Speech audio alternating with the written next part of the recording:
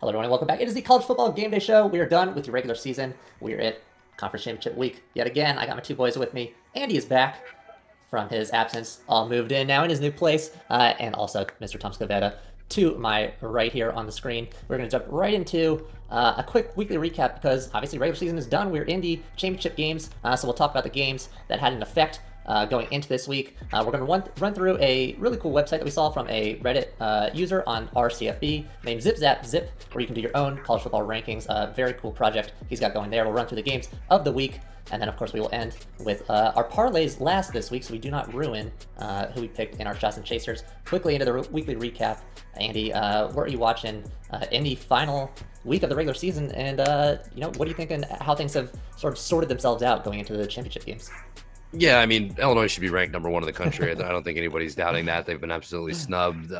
No, but for real, this has been a magical season here in Champaign, 9-3. When this season started, if you would have told me that, I would have told you you're fucking insane. Definitely overachieved. The first 9-win season since 2007, boys. So it's been a while, finishing in the top 25. So that was what I was watching at 11 o'clock. And then I had to switch over, of course. How about Michigan knocking Ohio State out of the Big Ten championship game? And, only down 4 spots in the rankings, I think is absurd. Yeah. You lost to a fucking 6-win Michigan team at home. And looked like as bad as they did. Ryan Day is an absolute clown. That was coaching malpractice. South Carolina inching out a win on the road at the very end, 17-14 for Clemson. Against Clemson, I mean, but Clemson still they got a little help, guys. Syracuse knocking off Miami. How about Kyle McCord this year? After transferring into Syracuse, he threw for 4,200 yards for the Orange and led them to a big win, 42-38. Those were the big ones for me that I was watching. I know we were going to keep this one quick. Farmageddon was also a very good game. Yes, and on your point about Miami and Kyle McCord there for Syracuse, last week on the Thanksgiving show, we talked about what certain teams and players would be thankful for. And right after that game, Fran Brown from the Syracuse program came out and said, thank you to Ryan Day for Kyle McCord, because like you said, he's been lighting it up for the Orange there. So really Did you see what he said to Dabo after the win? He said, Dabo, you're welcome for keeping you alive and getting you a win. Fran Brown has had some awesome quotes this year. The best of all being he does not shower after they lose because only winners get to get clean. Not gonna lie, I kind of like that policy. That's a winner's mentality right there. Yeah. Tom, what are you watching in the final week here of the regular season? How about some late night Black Friday action between Georgia and Georgia Tech? How about them dogs, man? Yeah. They're down 17-0 at halftime. Classic showing from Kirby Smart and Carson Beck. 44-42 and 8 overtimes. A lot of controversy about the overtime rules and games starting 15 minutes late. All these commercials, it's part of money now with NIL and everything. Kirby calling timeouts at the right times. Like, I don't know if you guys watched this game up until the very end. Oh, yeah. Every time Kirby called a timeout, love him or hate him, I know a lot of people don't like the way that the football program is run. He is probably the best head coach in the nation right now from a football mindset. He knows what he's doing.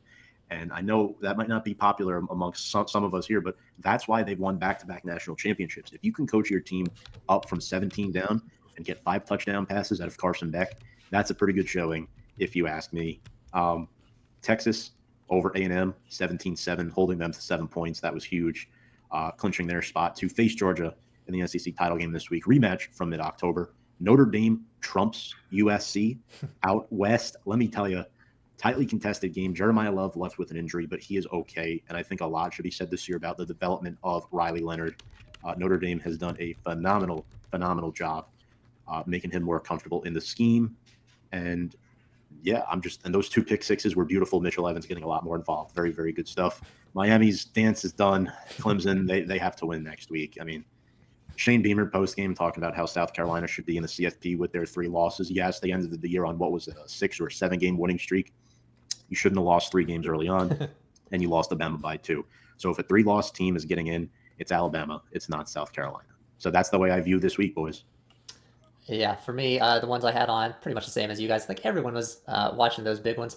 South Carolina over Clemson. I do agree, don't lose 3 times if you're the Gamecocks. But in terms of teams trending upwards towards the end of the season, they've been maybe the most impressive team to me to watch. I'm going to be excited to see what bowl game matchup they get because even though I'm guessing they'll for sure be out of the playoff picture here unless we see something absolutely crazy from the committee.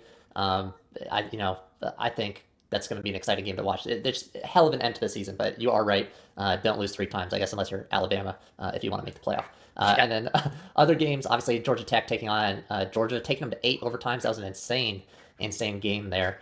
Michigan obviously over Ohio State. The flag planting at the end of the game causing an absolute chaotic mess there. Fight at midfield. Suspensions surely are going to be coming everyone's way there. And then, yeah, Kyle McCord taking Syracuse over Miami. Miami just flew too close to the sun too many times. I was talking to, obviously, we have a lot of Miami fans down here.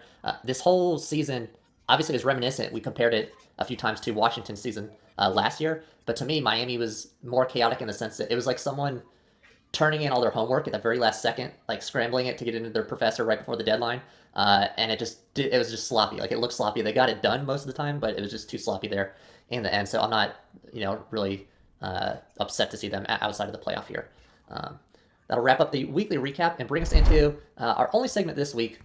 This is the CFP Ranking Simulator. You can find this website at www.cfb-ranking.com. This is a really cool project put together by Reddit user ZipZapZip. I will link it down into the description. He said he might change the name at some point, so I'll update it if you do want to do this yourself. This simulator gives you a set of basically any criteria you want to adjust the percentages, see what you value against how the committee does it. Because to be honest, we don't really know how the committee actually makes their picks. It seems like every year the criteria changes, so you can do your own, and we did our own here this year going to the conference championship games. So we've got Andy's on the screen first. Andy, we've got 16. I've screenshot the first 16 teams. Obviously, only 12 in the playoffs. But walk us through the criteria you thought were important and what you thought about what it spit out for you here in your rankings. Yeah, so you're going to look at this and be like, what the fuck for this top 16? And I kind of am too. I did not messing with the percentages was a little confusing with the bar because it kind of was like I was trying to adjust one, and when you adjust one, it adjusts another thing. So I probably put a little too much value in conference champion here because it was at 33%. If I could do it again, I'd probably put that a little bit lower. But the biggest things for me, obviously in this one, it was conference championship. It was overall record, your win record in conference, your opponent's record, your win margin, best win, worst loss, and recent record was the criteria that I looked at here. I probably could have added a couple more things. At first, we were talking about this before we started the show. I just there was like a quiz you could do. I thought that's what Brian wanted us to do first. So I did that. And then I was like, oh, wait a minute, let me try to do this. And so this was kind of a last minute put together thing, like most of the stuff that I do. But yeah, Oregon, Boise State, SMU, Texas, Penn State, Army, Georgia, Tulane, UNLV, Louisiana, Arizona State, Iowa State's my top 12. So a couple interesting names there. I don't totally disagree with it. I think it has it's kind of interesting for me. This was off the screen, but Indiana, Ohio State, Notre Dame, Miami, Tennessee is 19 through 23 on this list. So these are, that's 5 teams that are probably not, I'll say 4 teams that are probably going to get in. So we'll see what happens, but interesting list here for sure.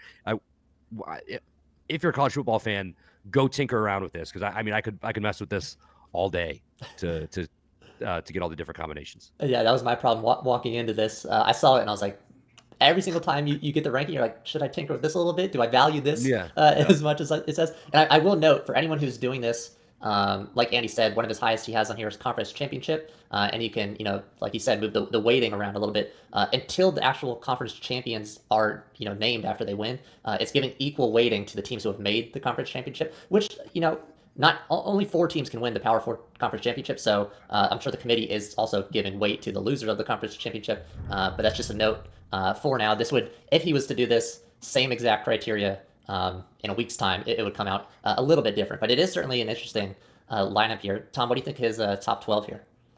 Yeah, look, I think there's some interesting selections across the board with the way this panned out. But all in all, you got the top one, right? Penn State, probably the correct range. If Georgia loses to Texas, I think that's the correct range. Arizona State, if they win, that's the correct range. So as far as what Andy was going for, which was the conference champions, it makes sense where these teams are seated. You got Big Ten, you got SEC. SMU at 3, I think, is too high. But based off that conference champion criteria this season and the teams that SMU has played, it would be a travesty at this point if they don't make the college football playoff. We'll talk more about that a little bit later on. But Yeah, no, I don't dislike the list too much. I dislike Notre Dame at 21. Yeah, there's a but couple of them where I'm like, okay, there's I got to change some things here. there's one stat, 5% goes to worst loss. And guys, you know where I'm going with this. NIU will be the subject of conversation for the next 3 or 4 years on the show. And yeah, that's why Notre Dame's probably down at number 21 based off Andy's rankings. Yeah, it's not a terrible list. I think the conference championship thing, because it's splitting the Yeah. weighting right now, does mess it Yeah. up a little bit. But like I think if you just swap like 2, 3, and 4, if you made that 4, 3, 2, and then mainly just removed one of the American teams, it's not too crazy. I think you replace that American team, with Notre Dame probably there at number 5, and then swap Georgia and Army. It's not a crazy ranking there, and it would be a super fun one to me, honestly. So yeah, I like it. But again, once the conference championship games are done, it'll sort itself out a little bit there. Next up, we'll bring up Tom's ranking here. Let me grab it. There we go. Tom, walk us through it is top 16, but the top 12 here. So I went a little bit differently with this one. I took the quiz, and after taking the quiz, it turns out that I valued overall record the most at 25%. So Oregon, Texas, Georgia, SMU, Penn State at the top. 18.2% to opponent's record. I think that's why Georgia's 3 above SMU and Penn State in this poll. The win margin, look, Oregon early on in the season was winning close games. They started blowing people out late. Conference champion is valued at just 6.8%. I don't love this based off the way the new CFP is. You have to win a conference championship, and I think that's why I don't really get this too much because Ohio State is at number 6. They're not even in the conference championship game. Yeah, it's just it's that Michigan loss feels like that should have knocked them the fuck out. Yeah. Like and they're not the only team that has losses like that where it's like you should be done. But Right. I mean that's what we get. It's not 4 teams anymore, right? Yeah. It goes from it's not the 4 elite teams to it's the 12 really, really good teams. Correct. In my sorry. No, you're good. Indiana should not be below Alabama under any circumstance whatsoever, and neither should Tennessee. I don't care. Tennessee beat Alabama this season. It's ridiculous how they're 2 spots below Bama in this poll. I'm pretty much ripping my poll apart, and rightfully so. What was I doing, boys, when answering these questions? Was I sleeping? I felt the same way about mine, too, so it's all good. But I think the top 3 are correct. I don't see the ACC or Big 12 winner sliding above Georgia or Texas, regardless of what happens this week. And assuming Penn State loses to Oregon, they will not jump Georgia or Texas either. My question is a 3-loss Georgia team really the 3 seed? The answer is no.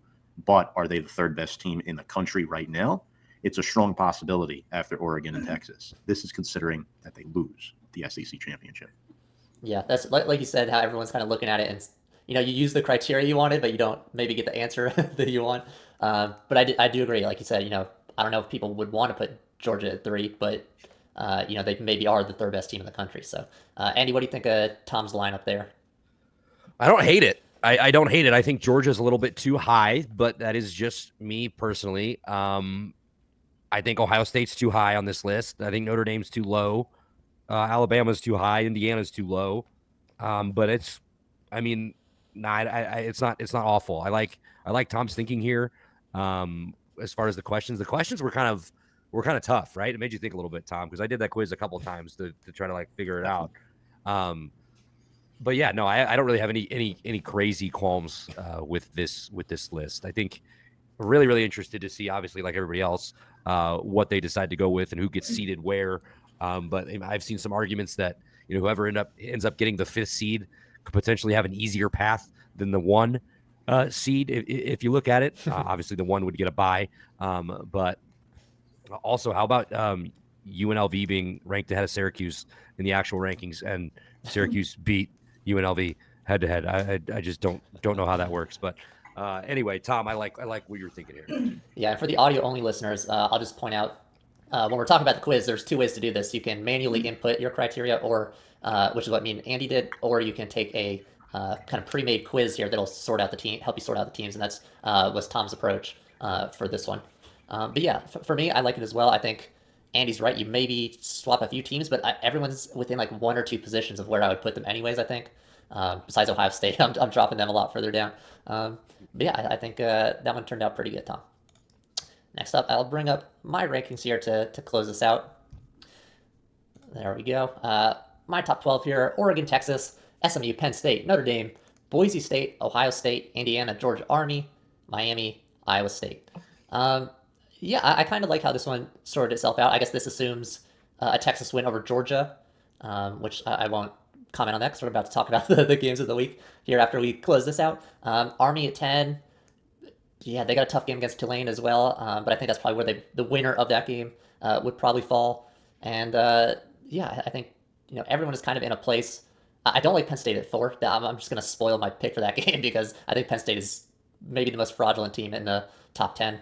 But a lot of respect here for Indiana's team. Obviously, Miami cannot get in, but this thought they were number 11. I maybe put a little bit too much weight on overall record, but you got to win the games if you want to get put in. So I have 50%, 50.1% for overall record, and then your opponent's record. So basically, you go out to win the game against tough opponents, going to reward you, and then a little bit of S&P plus, and then your offensive and defensive performances sprinkled in there as well with your conference championship. I think I sent the link in the description. So if you guys saw mine, Andy, what do you think of this top 12 here? I actually think yours is the best out of the three of ours. I think yours makes the most sense in my mind. Oregon's been the clear number one team in the country for quite a few weeks now. I think Texas at number 2, I have no qualms with that due to their record. Obviously, that one loss is to Georgia. Really, really curious to see how Texas responds in this SEC championship game. SMU may be a little too high at 3, but, if they win the ACC, they go in with only one loss. I really don't have a problem with it. Penn State, I'm sure, will not be number 4 after this week. Boise State at 5, hell yeah. I'm all in on it. Their only loss is to the number 1 team in the country. I'm fine with Georgia at 6. Notre Dame, you can make the case Notre Dame should be number 4. Notre Dame should be number 5. Ohio State at 8, too high for me. Indiana at 9, I'm fine with. Army, hell yes, brother. Put Army in the playoff. And then Tennessee at 11, Tulane at 12. I'm totally okay with.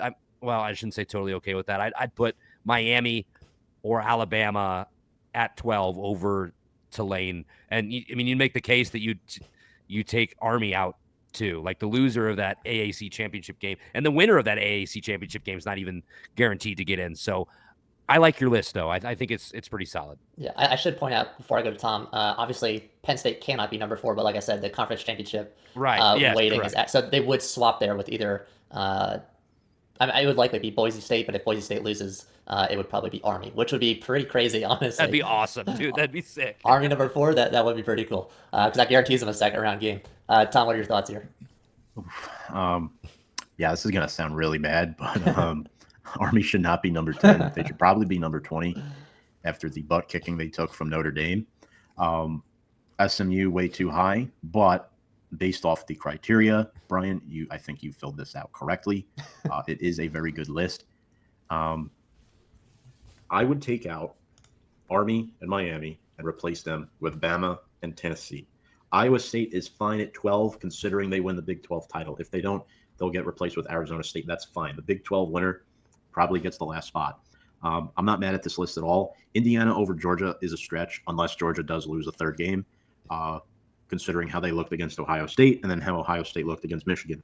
I love Boise State at number 6, actually. I mean, realistically speaking, they took Oregon to the brink, and I get it. They don't like their schedule, but man, JT is good, guys. Like, if he could control a game, like the way to win football games is control the line of scrimmage. They've done it all season long. They did it against Oregon for 3 quarters. I mean, Boise State's going to be ranked on the latter half of this top 12 when all is said and done.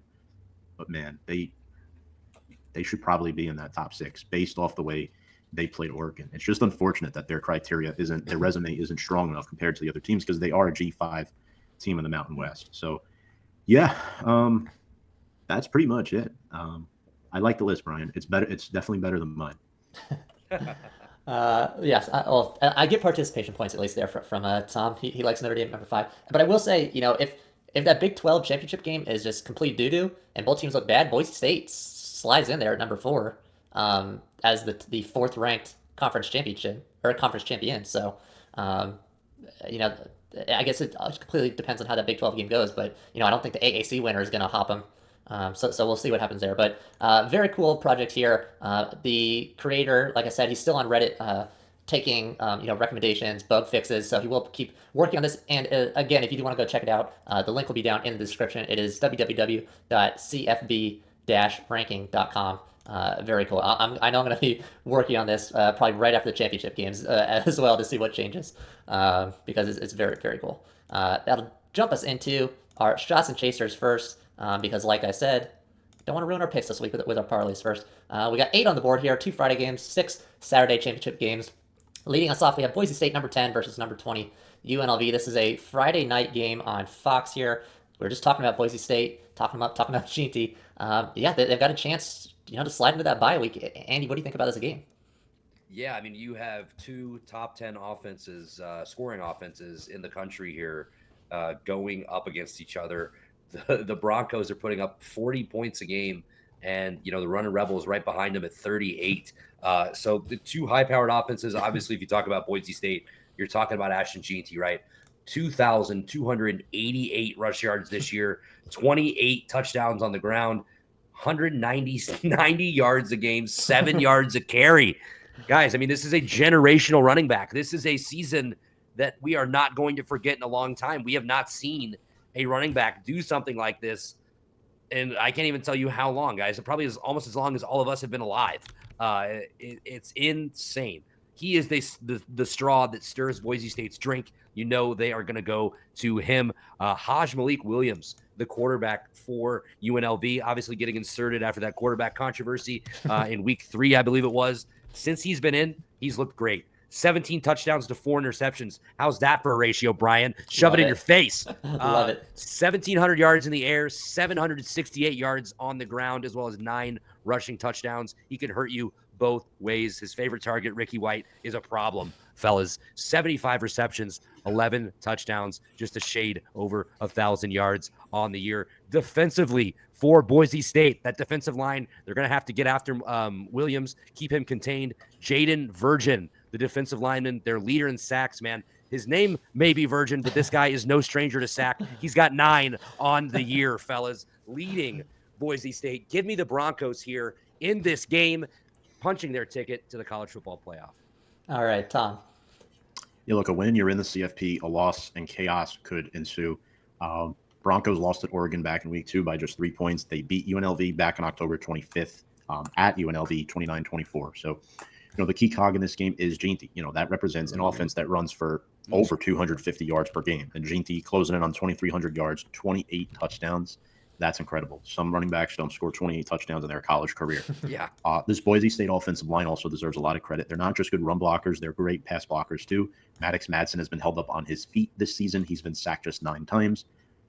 Explains the 21 touchdown to 3 interception ratio for Maddox Madsen. Not as good as Andy's ratio, but you see what I did there. We'd be doing ourselves a disservice without talking about tight end Matt Lauder with 6 touchdown receptions. He is a versatile tight end over the middle of the field. But let's give the Rebels some credit. They've transitioned from Sluka to Haj Malik Williams. The Rebels, last time they played, they held Jeanty to under 4 yards per carry. So what you want to do is be able to efficiently run the ball and contain Ashton Jeanty. The Rebels are no slouch in the run game themselves. They average 54 yards per carry. A lot of that is off the feet of Haj Malik Williams. Another good ratio for him in the touchdown to pick percentage. Andy mentioned Ricky White the second. The problem is, who is the other weapon you have to be scared about? I mean, they have some decent ball players, but I just think Ashton Jeanty and the supporting group for Boise State is better than Ricky White, the third, and the supporting group for UNLV. That's what it comes down to. Jackson Woodard and Jalen Catalan will have the ball out on defense if the Rebels stand a chance. Boise State wins, and they cover. Jesus, well covered for the first game of the card here, boys. Yeah, obviously the big story here is going to be Ashton Jeanty. Like Andy said, he's sitting on almost 2,300 rushing yards this season. That is 5th in FBS history, which that seems insane almost with how crazy of a season he's been having. I don't know how it's not at the very least top 3, but he's still got some more games left to climb up that ladder. He's also the first player with 12 straight 125-yard rushing games since 1996. He's just been super consistent. Nobody can stop him, but like you guys said, UNLV has come the closest. They lead the Mountain West in rushing defense. They know who they need to slow down, who every team has tried to slow down. UNLV maybe has the best chance to sit here and do that again. That D-line, like you said, held him to under I believe it's 3.9 yards per carry exactly. That was his second worst performance of the season, and he was trying. He had a lot of attempts that are on the ground, and he was getting stuff. So, can they do it twice in a row? I do not know. That is a tall task there for the Rebels. They do have a little bit of offensive threat on their own side. Obviously, like we said, Malik Williams, who took over the starting role for the Rebels after the very public ouster, I guess we'll call it, or resignation. I don't know how we want to designate that, of UNLV starter Matthew Sluka, who left because his agent told him he could go get more money elsewhere, and now his team just continued to win under a new quarterback. So it's been a really cool underdog story here. The replacement comes in, they're still doing really well, ranked number 20. Got a shot to win their conference, so very cool there. If you love an underdog story, or maybe if you're just like an anti-capitalist and hate NIL and just want to shove it in Sluka's face here. But yeah, listen, that UNLV D line is really stout. But for me, I don't think they do it twice in a row. The G&T is just way too good here. I think he's going to fly in the face of that beefy D line of the Rebels. Does he go over 125 yards? Again, I'm going to say yeah. I think he's just going to eat up this UNLV defense. You guys think he keeps that streak going? Oh, yeah. Yeah? All right. Yeah, I'm going Boise State here as well. Next up, we have number 24 Army taking on Tulane, who unfortunately is not ranked in this one after their recent loss. But it should still be a pretty good game. Andy, who do you like here?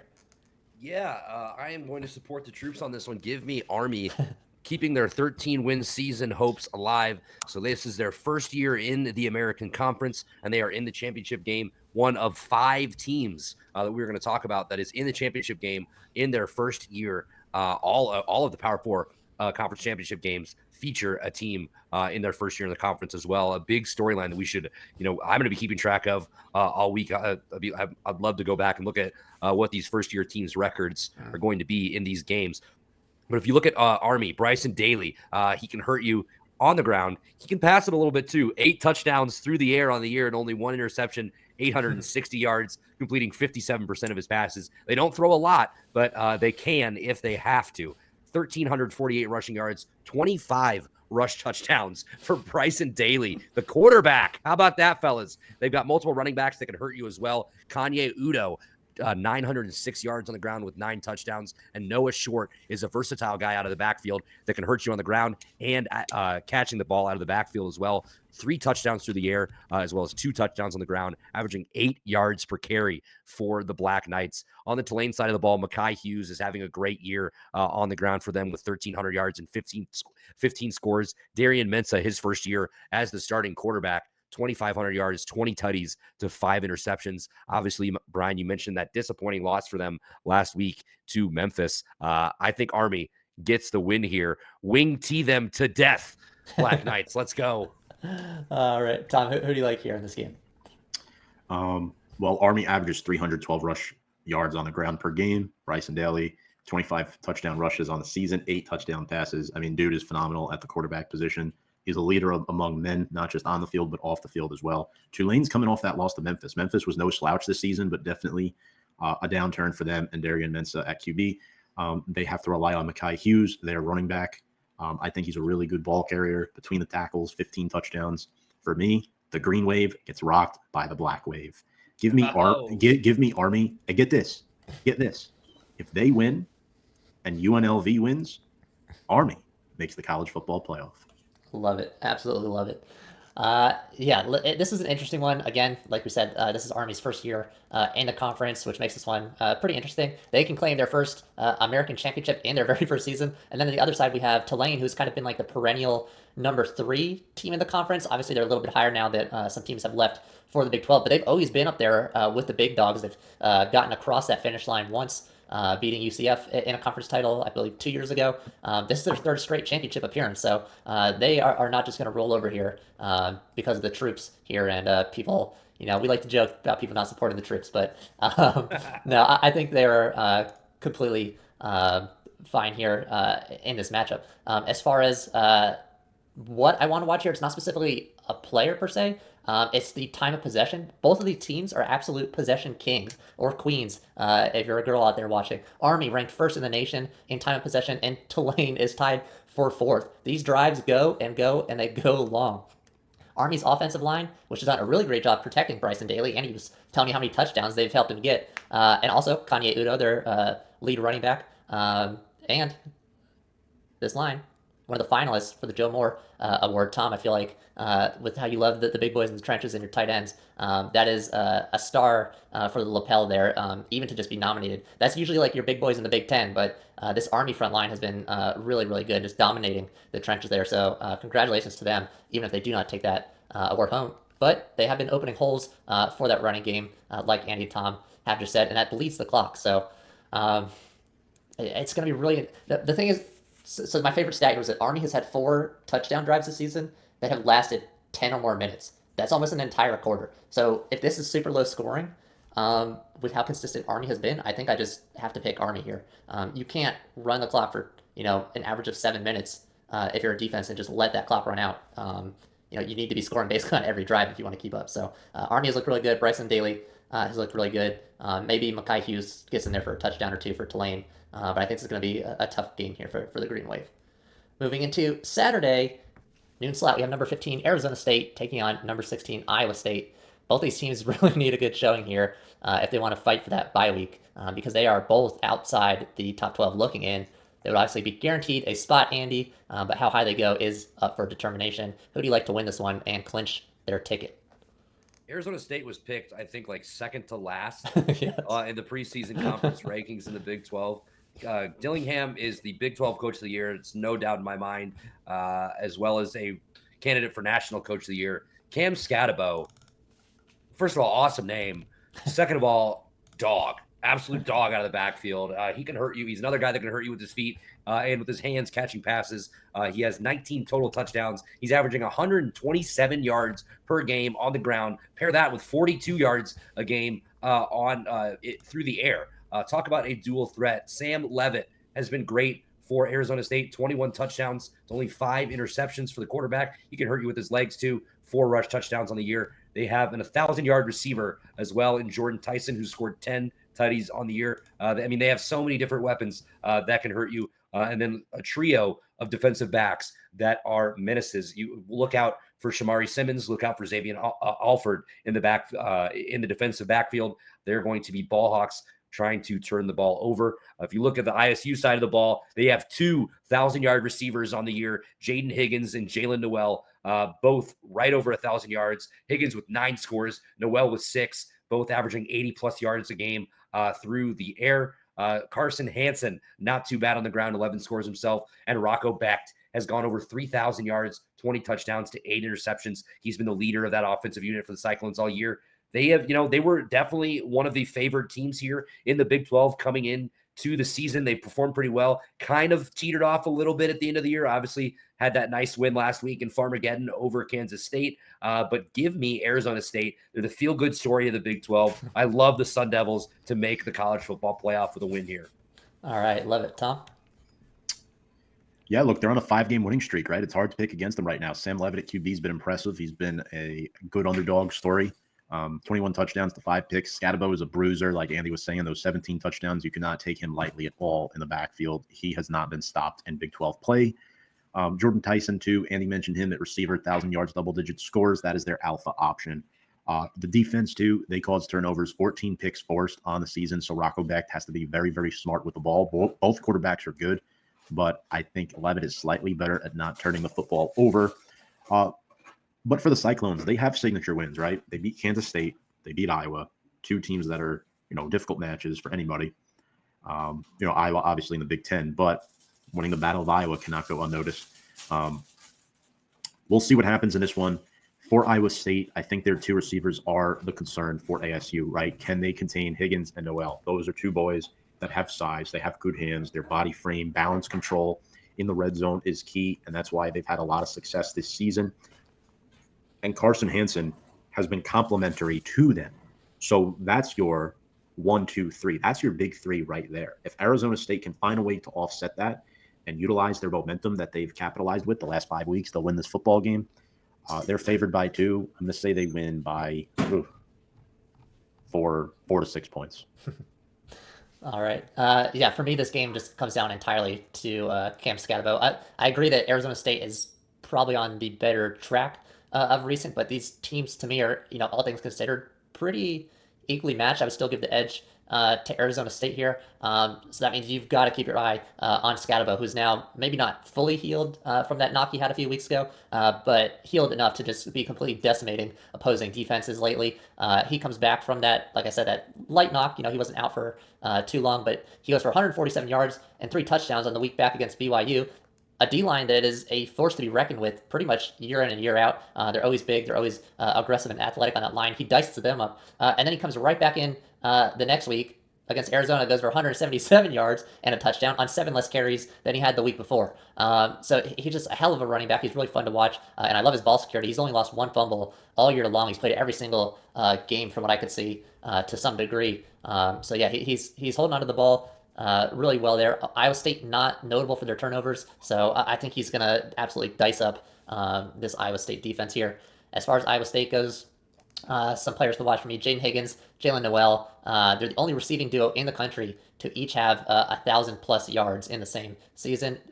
Higgins, 80 catches for 1,068 yards and 9 touchdowns. Noel, 67 passes for 1,013 yards and 6 scores. So one of them is going to have to be marked by Sun Devil safety Xavier Alford, who's the leader there in the backfield. He's only allowed 7 receptions for 76 yards, playing over 424 snaps in coverage this season. So an insane stat there, but he can only cover one of them. So one of those two might get free. But I think Arizona State is going to have a little too much here, a little too much heat here for the Cyclones. So I'm going Sun Devils as well.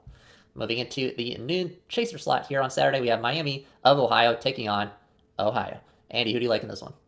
The battle for Ohio for the MAC championship, ladies and gentlemen. I'm not going to pretend to know a bunch about both of these teams. I know a little bit, but you know what? I haven't had as much time during the week to tune into MACtion as I would have liked. But either way, you look at Miami, they have a brother of a former NFL quarterback, so we'll give him that. Brett Gabbert, under center for the Red Hawks. He's been pretty good this year, 2,600 yards, 21 touchdowns to only 10 interceptions. They have a really good running back in Keon Mosey, who averages 6.6 yards per carry. He's only found the end zone 4 times this year, but he's ran for 1,045 yards. He's going to have to get going for Miami to have a chance in this game. They also have a really, really good running back in Matthew Salopik, 79 tackles, 4 of those for loss. He's got a sack and 3 interceptions on the year. So he's a threat to get into the backfield and turn you over. Ohio, Parker Navarro is the definition of a dual threat, guys. Only 10 passing touchdowns to 10 interceptions, but he's added 13 on the ground and 869 rush yards to his 1,900 passing yards. They have an 1,000-yard receiver in Coleman Owen, who's also grabbed 7 touchdowns, and Anthony Tyus at 960 and 8 touchdowns himself. They are very, very good defensively on that defensive line, with Bradley Weaver leading that group with 8.5 sacks. Marcel Walker chipping in with 5 himself. So if they can get after Gabbert, I like Ohio. Give me the Bobcats to win this game. Yeah, I agree with you that it has been tougher scheduling-wise and TV time-wise to catch some of these MAC games, which is unfortunate. Tom, what do you think about this game? Well, you should have, because the top 3 tight end in the draft plays for Bowling Green. Harold Fenton Jr. That kid's going to be a dog. Yeah, I would like to see him end up with the Chargers or something. They could use a tight end like that. But anyway, to the game. Miami, Ohio has ripped off 7 straight wins in the MAC, most notably NIU and Bowling Green. You know how I feel about NIU, boys. I can't even talk seriously right now. It's hard to beat the Huskies, huh, Tom? Yeah, it is. Brett Gabbert has 2 reliable receivers in Virgil and Tracy, 2 guys that can catch the ball. But for me, the tipping point is defensively. They have 29 sacks, the Red Hawks do. Brian Ugu with 7.5. Matt Salopek, those 3 picks and 106 tackles. Miami, Ohio won 30-20 back on October 19th. I think we see a repeat performance of that. I know the Bobcats have some studs on their team, as Andy mentioned, but I'm going the other way here. Give me Miami of Ohio. Ooh, all right. Yeah, the interesting case study for me here is someone who Andy brought up, and that's Bobcats QB Parker Navarro. Very suspect through the air. He does have 10 touchdowns, but those 10 interceptions to go with it. Maybe a little bit better decision making needs to be done there. But he does take off on his feet, like Andy said. He's broken out for a run 132 times. That was good for 876 yards. That's what's been able to keep the Bobcats in the game offensively from those 13 rushing touchdowns that have come from it. But Miami of Ohio, the big thing to me, because I, again, don't know too much, like Andy said, about this matchup. They look fairly evenly matched up. ESPN seems to think so as well. But looking scheduling wise here, Miami, Ohio is maybe a bit more rested for this game coming into it.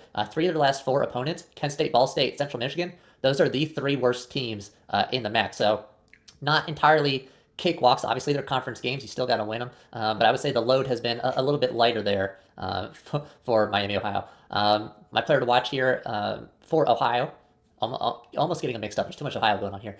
Is wide receiver Coleman Owen.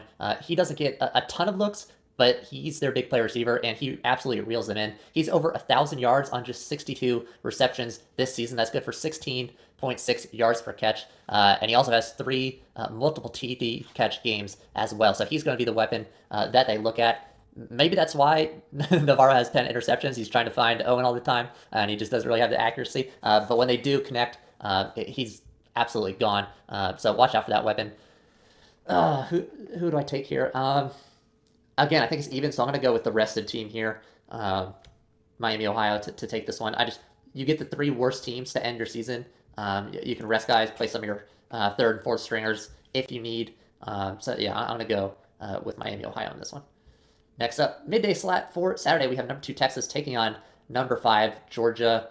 We got 2 big games, this midday game and this night game, where we got top 5 teams taking each other on. Obviously, all 4 of these teams will be in the playoff, but big implications for the bye week here. Andy, what do you think about this big matchup? Do we get revenge for the Longhorns, right? So we have, obviously, this first matchup, Georgia dog walked Texas. Like, it was not close. Also, a backup storyline here, fellas. Bevo, not allowed at the SEC championship game. Banned, yeah. I don't believe he'll be allowed at the playoff either. Do the Longhorns stick up for their mascot and show some fight in this game? Quinn Ewers, he has, battled some injury this year. 2,300 yards. He's completed 67% of his passes, 24 tutties to only 7 interceptions. I did not realize this until today when I was doing some research before the show.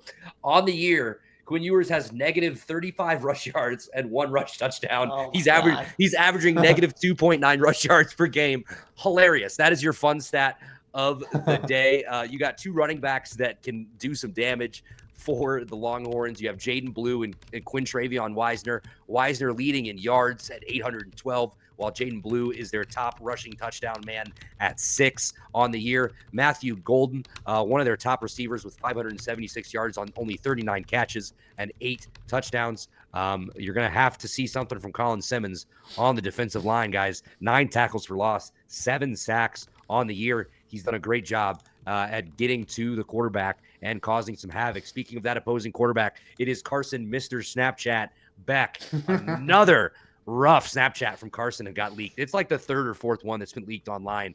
But, once you see that package, your schedule will definitely open up. And I'm hoping Georgia's schedule opens up after this game. I want Texas to win. I think Georgia wins the game. We will just say that. But Georgia's quarterback, Carson Beck, 3,400 yards on the year, 28 touchdowns to 12 interceptions. For as much shit as we have given him on this show, as I have given him personally, I will take my hat off to that. That is an impressive stat line to finish the year, especially on a top team like that. It is another running back by committee type deal for the Bulldogs. Nate Frazier, Trevor Etienne are going to share carries. They both have been able to find the end zone this year. Frazier 8 and Etienne 7.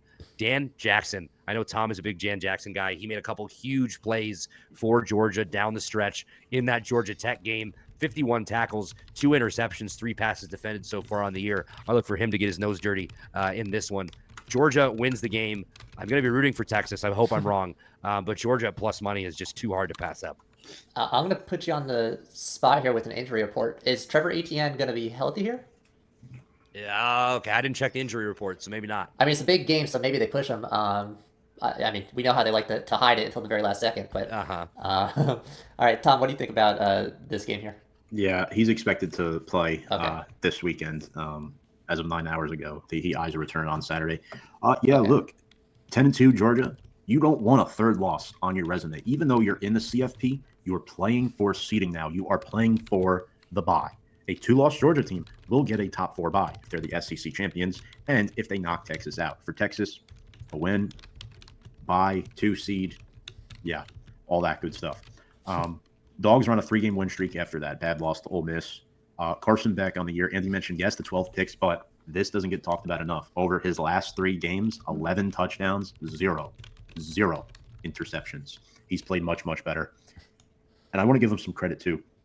That 8 overtime game against Georgia Tech, my gosh, that is not easy to do for any quarterback. The charisma to go that long. Nate Frazier has picked up the slack nicely with ETN being out. And the right side of that offensive line in Tate Ratledge and Xavier Truss is still in place. They have a new left tackle as well. I think his name is Freeling. Ernest Green got banged up a little bit earlier this year. So Freeling is there with Fairchild. I mean, Jared Wilson. They got a really good offensive line, and it keeps Beck clean. Arian Smith might be a professional grocery bagger by the end of his college career because he is the drop king. Yes, he has 700 yards and 4 touchdowns. How many targets does this kid have? Way, way too many. That's why they got Colby Young in the portal. Unfortunately, he's off the team right now. Lawson Lucky has come on nicely at tight end, as well as Oscar Delp, who was more of a blocking tight end earlier in the season. And then you got Cash Jones. Let me tell you something about Cash Jones. He's Cash. He's really, really good. He knows how to stash up those catches in the backfield and live up to his name. And then I looked the last time these two teams played. Michael Williams had 2 sacks on Ewers. Jalen Walker had 3 sacks on Ewers. And when I look at Quinn Ewers, he is very, very bad when there is pressure in his face. Georgia dominated the line of scrimmage last time out. Texas needs to bridge the gap in this game. Gunnar Helm is a great weapon for them at tight end. Matthew Golden and Isaiah Bond, who they got from Alabama. Bond, that is. And, you want to see improvement from them in this game, and they've looked better the last couple of weeks. I'll tell you that. And defensively, you got to remember this too. Jahdae Barron had 2 picks off of Carson Beck when they played last. So Beck was not clean in that game. He threw 3 interceptions, and they still won the game. And I really like what they got. And Anthony Hill Jr. defensively, that's worrisome, those 7.5 sacks and 4 forced fumbles. Colin Simmons with 7 sacks. And then Andrew Mukaba as well with 4 picks, the Clemson transfer. So they have horns in their secondary. But I'm going with the Dogs. For me, yes, it's tough to beat a team twice. But, guys, the line of scrimmage is a problem. Beck can move and make plays with pressure in his face. I don't think Quinn Ewers can. Yeah, and speaking of that line of scrimmage on the other side of the ball, Texas just 29 rushing yards the last time they took on this Georgia Bulldogs defense. The Longhorns' running game has been dominant of late. They've switched in Quintrevon Wisner. He's emerged as the number 1 back there. He's got 344 yards in the last 2 games. But again, those last 2 games weren't against Georgia. Texas can't afford to only have 29 rushing yards. That blows up your entire playbook there. So that'll be an interesting thing to watch, see if they can repeat that success. Similar to how we were talking about UNLV taking on GT for a second time earlier in the show. But yeah, debut conference championship game for the Longhorns here. They have to play an effective away game, though, against a team that has been trending upwards in the SEC for the past 3 or 4 seasons. They've been the top dogs, literally here. They have to go to Atlanta. It's going to be a tough atmosphere. We've been watching Carson Beck. He has had a few still really good games lately, but he has stumbled quite often here down the stretch. Him and Ewers both struggled last time against obviously 2 very good defenses, but Beck threw 3 interceptions. Ewers fumbled twice, and he threw an interception. My issue here is that I think Ewers, a lot of his errors were in that he was, young, he's new. He's corrected those as the season has gone on. Beck has been throwing multiple interception games still throughout the season, so I just don't trust him. Obviously, if ETN is playing, like Tom said with that report from a few hours ago, that'll be very helpful because he had 3 rushing touchdowns the last time they played. This Texas defense is really, really good, and I just don't trust Beck to be able to find his way through it, especially if ETN is, maybe still on a light knock and they're not giving him a full 100% load. Texas defense through 12 games, they've only allowed 4 passing touchdowns and they have 18 interceptions to go with it. So some absolute dogs on that defense.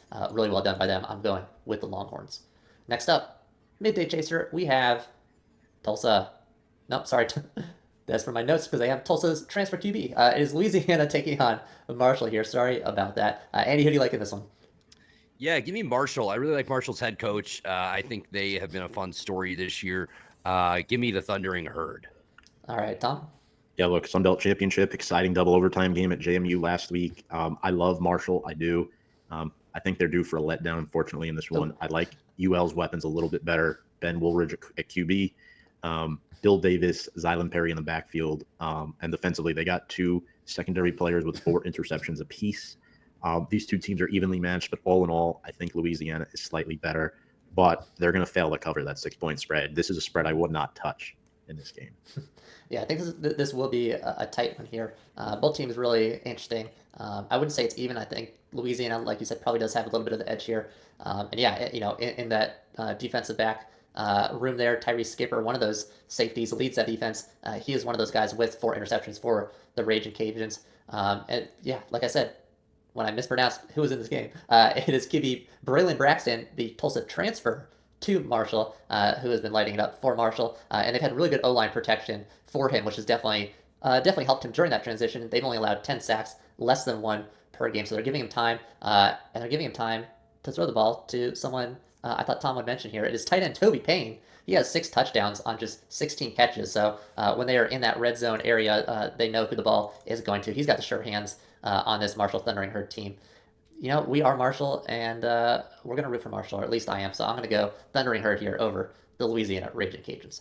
Moving into our night games here, the second biggest game on the card, maybe the biggest depending on which conference you like most. Number 1 Oregon taking on number 3 Penn State. Got a big one on our hands, Andy. This is your conference. Who do you think is coming out victorious?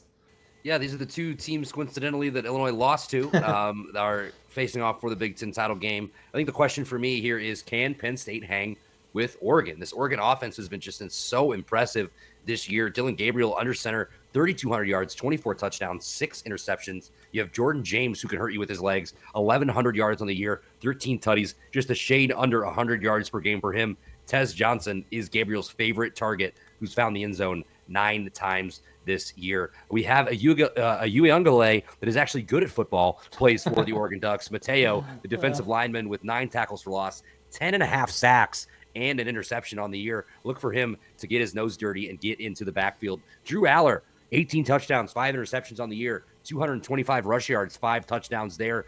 He is going to have to take care of the ball, play smart, and I'm really going to have to rely on, I think, Singleton and Allen here to get going on the ground for him. Both, Singleton averaging 6 yards a carry, Allen averaging 4 yards a carry. They need to help their quarterback out. Also, the human Swiss Army knife, the tight end, Tyler Warren. He catches it. He throws it. He takes snaps. He runs with the ball. He can do anything. 81 receptions for 978 yards and 6 touchdowns as a tight end, Tom. I know Tommy's over there salivating. I think he's going to have a big game. Obviously, Abdul Carter is going to have to cause some type of ruckus on that defensive line. 14 tackles for loss and 10 sacks for the big fella for the Nittany Lions. But give me the Ducks here. I think they win this game. All right, Tom. Yeah, look, I think this is going to be a competitive game. Dylan Gabriel, Andy talked a lot about him. High completion percentage, doesn't throw the ball deep that much. He's got Tez Johnson and Evan Stewart. Got to interview Terrence Ferguson yesterday. That was nice that they showed some love towards a tight end.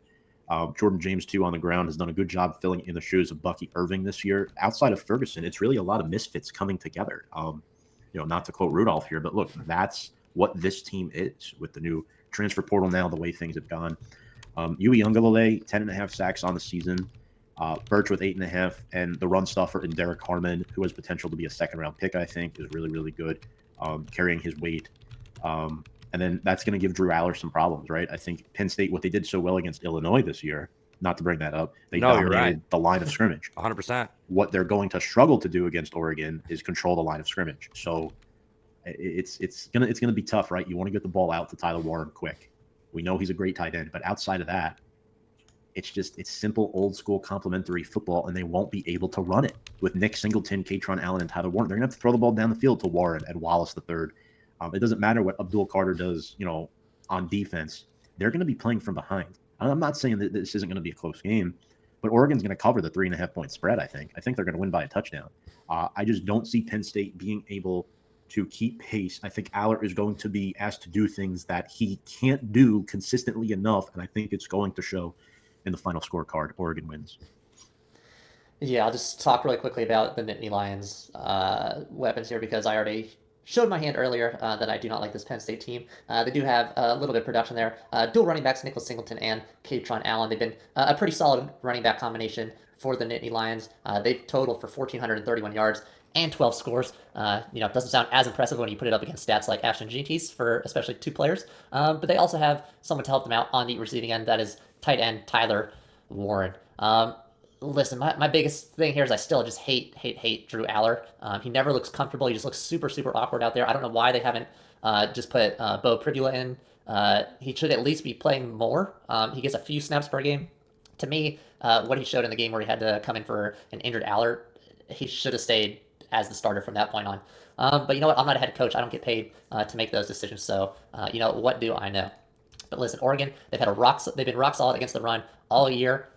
I think it'll cancel out completely the production by Singleton and Allen there. They've allowed just 112 yards per game. That is good for 22nd in all of college football. Oregon, they got my guy, Dylan Gabriel. Still hate that he left, but he's been so good at Oregon, and I love to watch that. I know UCF fans will be rooting for the Ducks to win maybe not the title, but at least this game here, and win the Big Ten. He's been the nation's most effective and efficient QB, Big Ten Offensive Player of the Year, FBS career leader, and total touchdowns at 183.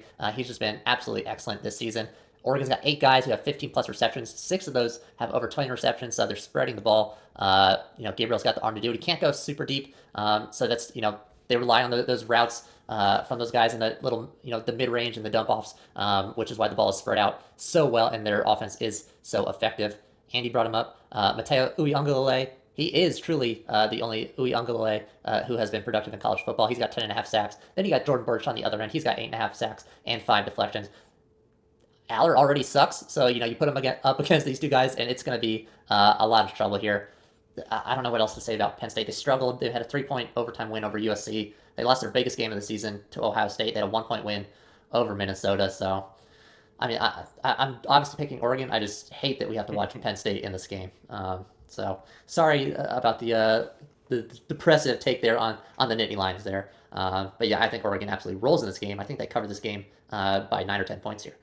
That'll move us into the last game on the card. It is the ACC Championship, number 8 SMU taking on number 17 Clemson. Andy, starting with you to close out our games of the week here. Who do you like to win this one? Okay, so I saw an interesting question posed this week because there's been so much discourse about this, which of course there will be. SMU, should they opt out of this championship game? Because there have been some rumblings that, hey, if they lose, they're out. And you put a 3-loss Bama in over a 2-loss SMU. Should they opt out? Fuck it. Why not? You're not getting a revenue share of the championship game anyway. Now are you, SMU? Make the committee put your 12-game resume up against Bama's 12-game resume. Don't give them the chance to leave you out. But anyway, obviously they're not going to do that. I do think they have a good chance to win this game. Brashard Smith has been awesome for them at running back, 1,154 yards and 14 scores. Kevin Jennings, has struggled to stay healthy at times this year, but when he's been on the field, he's been really good. 2,700 yards, 19 scores, 7 interceptions, adding 344 and 4 scores with his legs. They've got a couple guys, Roderick Daniels Jr. and Keyshawn Smith, who they're going to look to for their top weapons at receiver. Then you got a couple linebackers in Kobe Wilson and Ahmad Walker that are going to have to make some plays defensively for them as well. On the SMU side of the ball, I think Cade Klubnik has been really good. 3,000 yards, 29 touchdowns, only 5 scores. He can hurt you with his feet too. 437 yards and 7 scores, rushing. Phil Maffa, speaking of rushing, 1,088 yards and 8 scores himself, 5.4 yards per carry. So that, SMU is going to have their hands full. Obviously, Clemson losing last week to South Carolina. But they are going to come in hungry. I'm sure they're feeling lucky that they even have a shot at this game. So I'm sure they're not going to take it lightly. But give me the ponies, man. I like SMU. All right, Tom? Yeah, look, first year in the ACC, the switch from Preston Stone to Kevin Jennings at quarterback was the turning point of their season. Brashard Smith is an animal, 6 yards per carry. Those 14 scores should not be taken lightly. Their weapons on offense are endless. Roderick Daniels Jr., Keyshawn Smith, Jordan Hudson, and my boy at tight end, RJ Maryland, has done a really nice job as well. Defensively, they're good. Isaiah Smith, Jafari Harvey can each get to the quarterback. Jared Harrison Hunt as well. They have guys that can cause turnovers. Ahmed Moses, Jonathan McGill, Isaiah Nwokobia, and then Kobe Wilson at linebacker. I mean, all these guys have played really, really well this season. And when I look at Clemson, right, I look at Klubnik. His weapons have sort of settled down, right? They lost Will Shipley to the draft. They lost Bo Collins in the transfer portal to Notre Dame. The identity for Clemson in this game is to establish the run with Phil Maffa and set up the play-action pass for Antonio Williams and Jake Brenningstool. If SMU can sort of contain that, they'll win this football game. Clemson still has guys on defense that can make plays. They'll keep it close, but Clemson has really had some interesting losses this year where they have not looked great. It's going to suck if a 3-loss Clemson team makes the college football playoff. And I think that'll also mess everything up because now you'll have a conversation about SMU, Alabama, right? And they'll put a 3-loss Bama in over a 2-loss SMU. Tell them, you guys know that. I mean, that's what's going to happen. But all in all, I think SMU wins this game. We won't have to open that can of worms, thankfully. SMU wins by 3. All right. Yeah, this one's super interesting. I will say, as far as the playoff goes, they have said on record that making the conference championship game, if you're in a solidified spot, they will not let that affect, your chances of the playoff if you do happen to lose. Obviously, they knew that was going to be an argument for a conference loser versus, whoever's at the tail end, which just happens to be Alabama. So we'll see if they stick to that.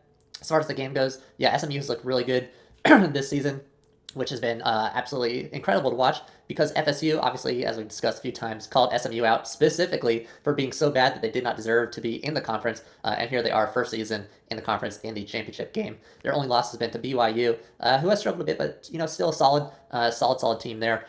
So I don't ding them too much on that one. They have had some close ones as well, though. They've got a 7-point win over Louisville, a 1-point win over Duke, which doesn't look great, a 10-point win over Boston College. So, you're still getting the wins, which is the important thing, but they haven't been flawless this season. As far as the QB goes, obviously Kevin Jennings, now that he's taken over, has looked really good. He's super agile in the pocket, can escape the sack. Watching his highlights before this show is really fun to watch. He's got like a little bit of, I hate making this comparison, but like Lamar Jackson, when he evades the rush, he kind of it almost looks like he's floating away from the pressure. You can kind of see a little bit of that in Kevin Jennings as well. He's got 2,700 plus yards and 19 TDs. He has the team's second leading rush yardage total as well at 344 yards, so he can take off on his feet. He does it on both sides of the ball. The Mustangs average 40.8 points per game while Jennings has been the QB. But again, the schedule, it's a little bit weak, so that's kind of hyperinflated in my mind.